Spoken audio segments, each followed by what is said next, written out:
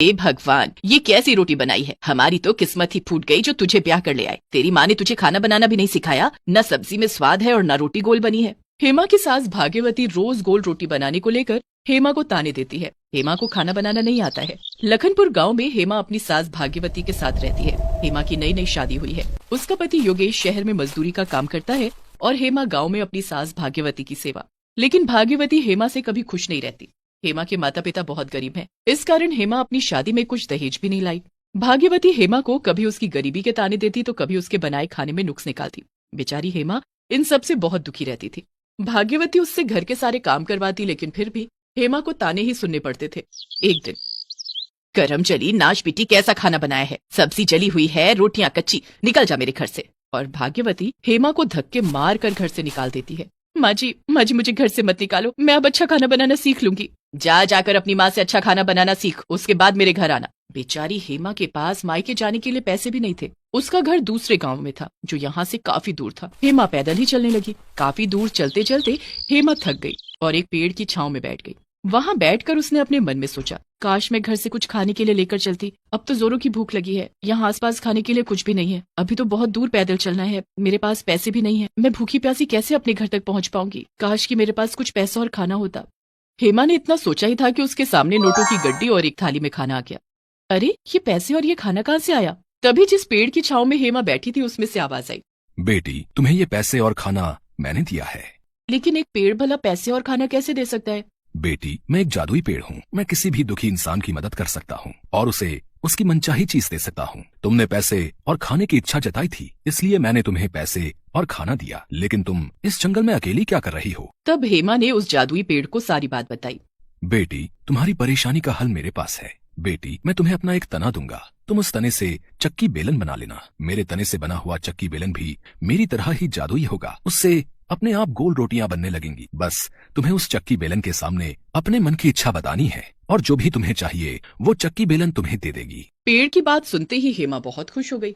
उसने खुशी खुशी पहले पेट भर खाना खाया। उसके बाद जादुई पेड़ ने हेमा को अपना एक तना काट कर दिया। हेमा उस तने को लेकर वापस अपने ससुराल आने लगी। लेकिन उसने रास्ते में सोचा, अभी ससुराल चली गई तो माँ जी मुझे घर के अंदर पैर भी नहीं रखने देंगी। क्यों ना मैं अपनी माँ के घर चली जाऊँ। वहीं थोड़े दिन रहकर वहीं जादुई चक्की बेलन भी बनवा लूंगी और जब ससुराल वापस आऊंगी तब माँ जी से कह दूंगी कि मैंने खाना बनाना सीख लिया है। थोड़ी देर के बाद हेमा अपनी माँ के घर पहुंच गई और वहाँ उसने अपनी माँ गायत्री को सारी बात बताई।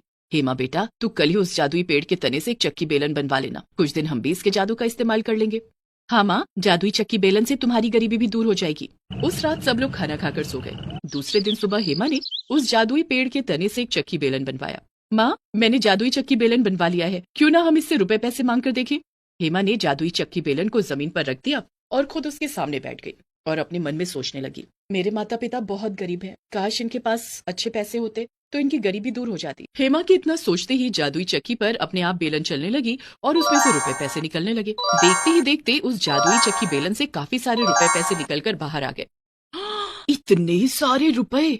माँ, पिताजी, अब आप दोनों की गरीबी दूर हो जाएगी। मैं रोज जादुई चक्की बेलन से आप दोनों के लिए रुपए पैसे मांगूंगी। हेमा बेटी, तेरी वजह से हमारे दुख भरे दिन दूर हो जाएंगे। हेमा जितने दिन भी अपने मायके में थी वो जादुई चक्की बेलन से रोज रुपए पैसे मांगती और जादुई चक्की बेलन उसे रोज ढेर सारा रुपया पैसा देती। वो सारा धन हेमा अपने माता पिता को दे देती। इस तरह से हेमा के गरीब माता पिता कुछ ही दिनों में अमीर बन गए। एक दिन, माँ, पिताजी, मुझे यहाँ आए हुए काफी दिन बीत गए हैं। अब मुझे अपने ससुराल जाना चाहिए।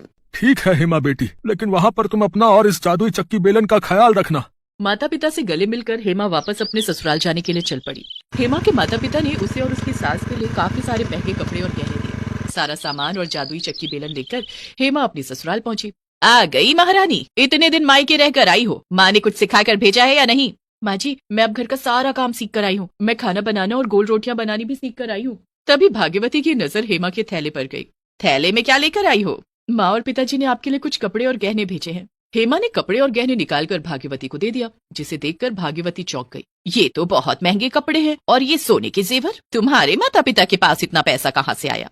तभी भाग्यवती की नजर हेमा के थैले में रखी जादुई चक्की बेलन पर गई। ये क्या लाई हो। चक्की बेलन। यहाँ चक्की बेलन नहीं थी क्या। तुम्हें मायके से चक्की बेलन लाने की क्या जरूरत पड़ गई। वो माँ जी, मैंने इसी चक्की बेलन पर गोल रोटियां बनानी सीखी है, इसलिए मैं इसे अपने साथ ले आई। दूसरे चक्की बेलन पर मुझसे गोल रोटियां नहीं बन पाती है ना। चल ठीक है, अब सारा सामान रख दे और जल्दी से खाना बना। हेमा मन में सोचती है, सफर से थक कर आई हूँ, मुझसे भी खाना नहीं बनाया जाएगा, क्यों ना जादुई चक्की बेलन से ही खाना मांग लूं। हेमा अपनी जादुई चक्की बेलन लेकर रसोई में चली गई और चक्की बेलन को जमीन पर रखकर उसके सामने बैठ गई और मन ही मन सोचने लगी, काश मेरे सामने ढेर सारा स्वादिष्ट खाना आ जाता। हेमा के इतना सोचते ही जादुई चक्की पर बेलन अपने आप चलने लगी और उसमें से ढेर सारे पकवान, सब्जी, रोटी सब निकल कर आ गए। ये देखकर हेमा बहुत खुश हो गई। हेमा ने अपनी सास भाग्यवती के पास जाकर कहा, माँ जी खाना बन गया है, आप चलकर खाना खा लीजिए। हैं? इतनी जल्दी खाना बन गया? अरे खिचड़ी बना दी क्या? भाग्यवती गुस्से में रसोई घर में जाती है और वहाँ ढेर सारे पकवान देखकर हेमा से कहती है, इतनी जल्दी इतना सारा खाना तूने कैसे बना लिया? माँ जी मैंने सारा खाना बनाना सीख लिया है, अब मैं मिनटों में बहुत सारा खाना बना सकती हूँ। भाग्यवती को अपनी आंखों पर विश्वास नहीं हो रहा था, लेकिन उसने भरपेट खाना खाया। बहू, खाना तो तूने बहुत अच्छा बनाया है, तुझे घर से निकालने का एक फायदा तो हुआ कि तूने अच्छा खाना बनाना सीख लिया। हेमा मन में सोचती है, माँ जी फायदे तो मुझे बहुत हुए हैं, लेकिन आप जाने दीजिए, आप सिर्फ खाना खाइए। इसी तरह दिन गुजरने लगे। हेमा अपनी जादुई चक्की बेलन से जब भी खाना मांगती, उसके सामने मिनटों में खाना आ जाता। कुछ दिनों के बाद हेमा का पति योगेश घर आया। उसे परेशान देखकर हेमा ने उससे पूछा, क्या बात है, आप जब से शहर से आए हैं परेशान लग रहे हैं। क्या बताऊं हेमा, शहर से आते समय सोचा था तुम्हारे और माँ के लिए कपड़े ले लूंगा, लेकिन शहर में जो मजदूरी मिलती है वो वहीं रहने और खाने में खर्च हो जाती है। तुम्हें और माँ को हर महीने जो थोड़े पैसे भेजता हूँ, उसके बाद मेरे पास कुछ नहीं बचता। आप परेशान मत हो, अब हमें पैसों की कोई परेशानी नहीं होगी और अब आपको शहर जाकर मजदूरी करने की भी कोई जरूरत नहीं है। ये क्या कह रही हो हेमा, मजदूरी नहीं करूंगा तो यहाँ तुम्हारा और माँ का गुजारा कैसे होगा? मेरे पास उसका बहुत अच्छा उपाय है।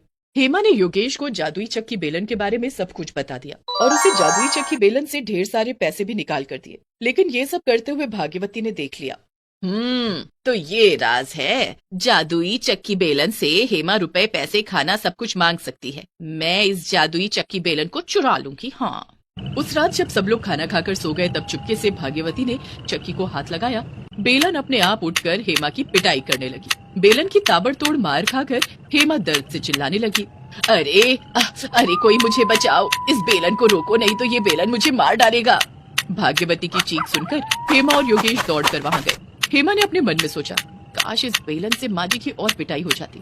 बस फिर क्या था, बेलन ने भाग्यवती को और जोर जोर से पीटना शुरू कर दिया। मार खाकर भाग्यवती बेहोश हो गई।